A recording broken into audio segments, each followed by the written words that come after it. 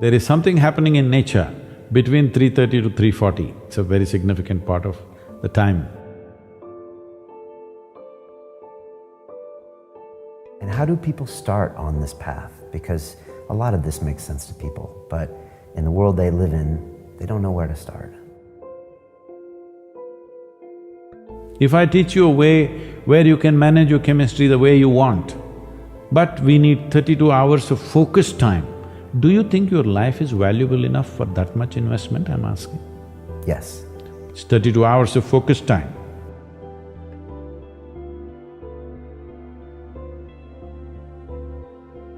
Every human being wants his life enhanced. If you don't show them proper ways to enhance, they will find shortcuts.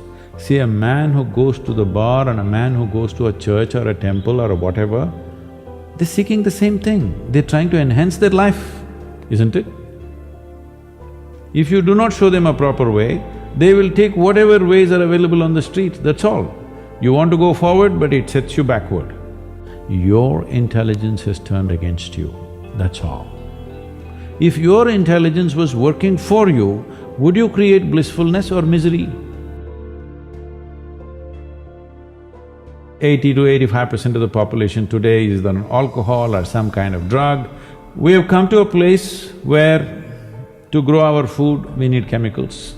To be healthful, we need chemicals. Today 70% of the population is on prescription medication of some sort.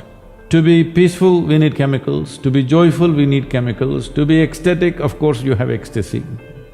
So we are going towards chemicals in a huge way. The water that you drink is full of chemicals, the air that you breathe is like that, and the food that you eat is like that.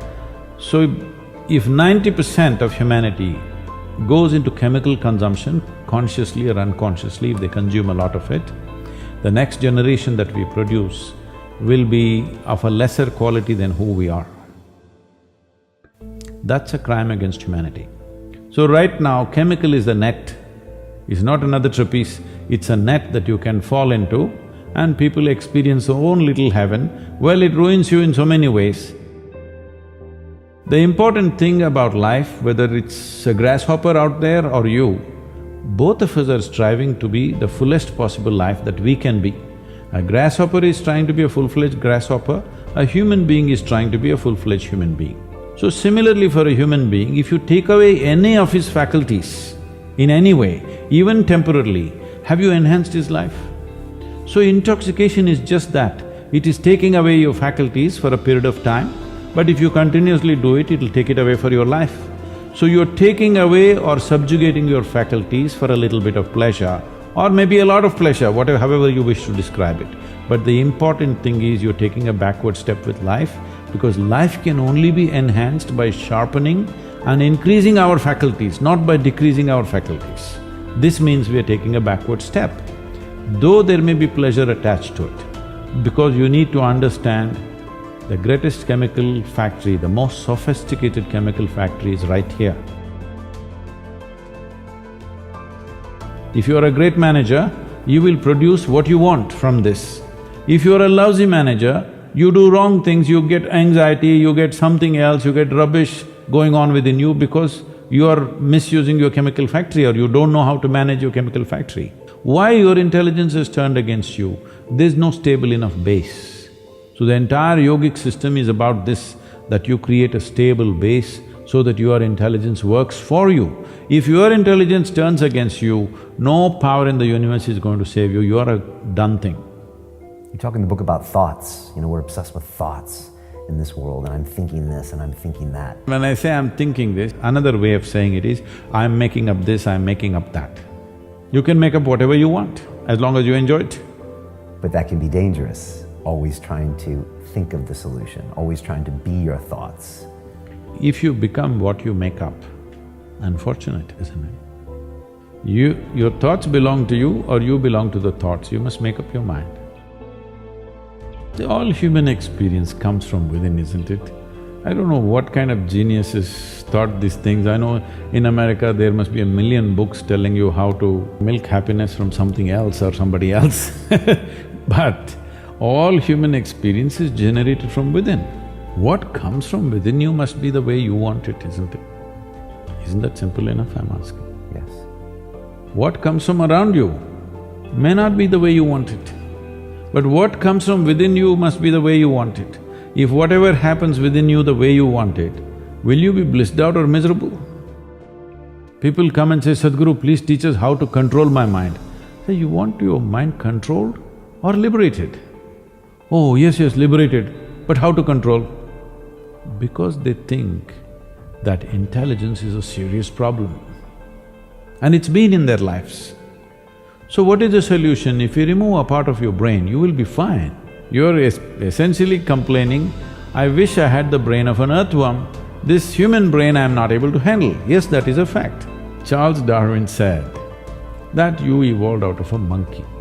You were a monkey, then you became a man. The DNA difference between a chimpanzee and you is only 1.23%. So in that sense, physiologically you're only 1.23% away from a chimpanzee. Not a big difference, isn't it? A shade. It's just a shade of difference. But in terms of intelligence and awareness, you are worlds apart from a chimpanzee.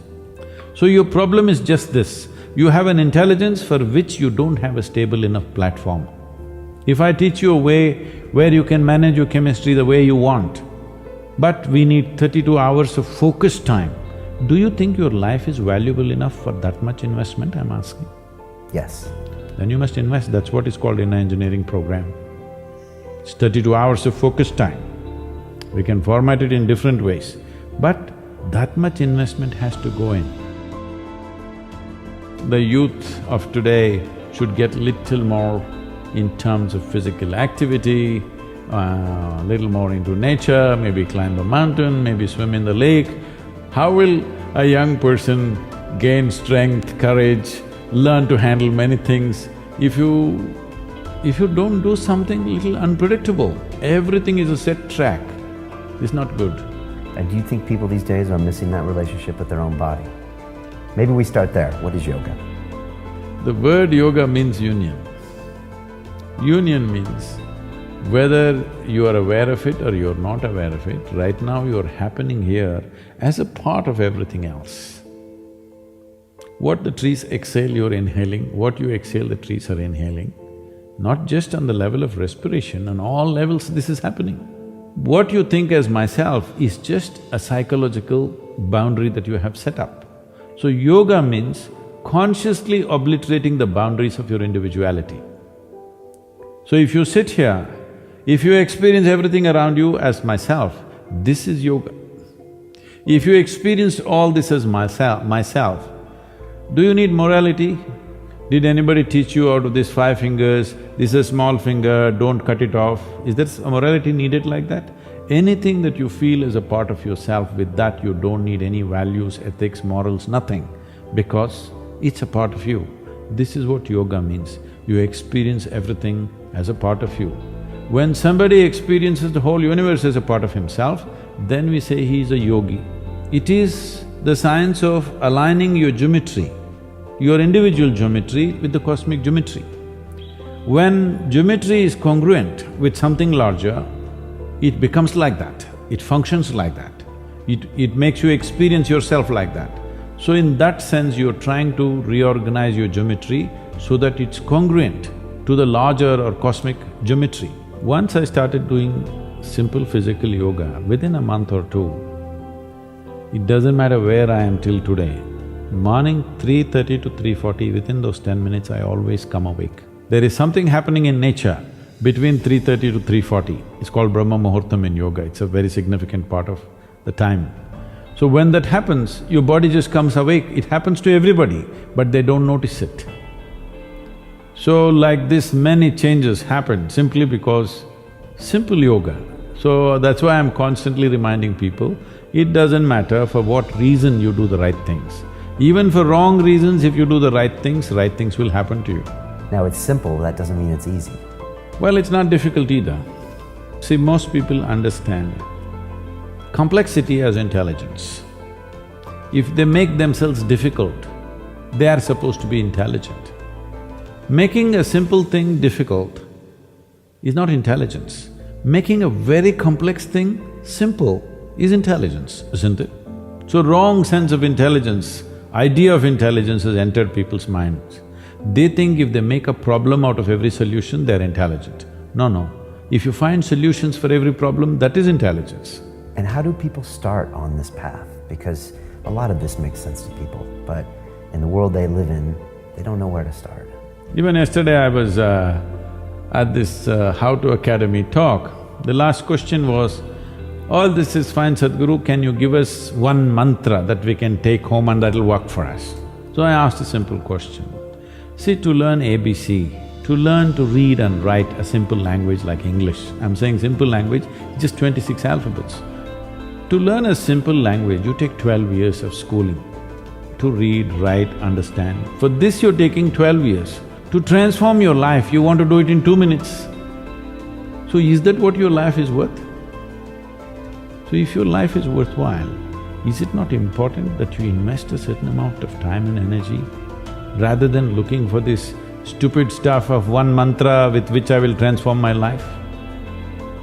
It will not happen like that. That's the reason why most people have remained the way they have remained, because they've not invested in their well-being.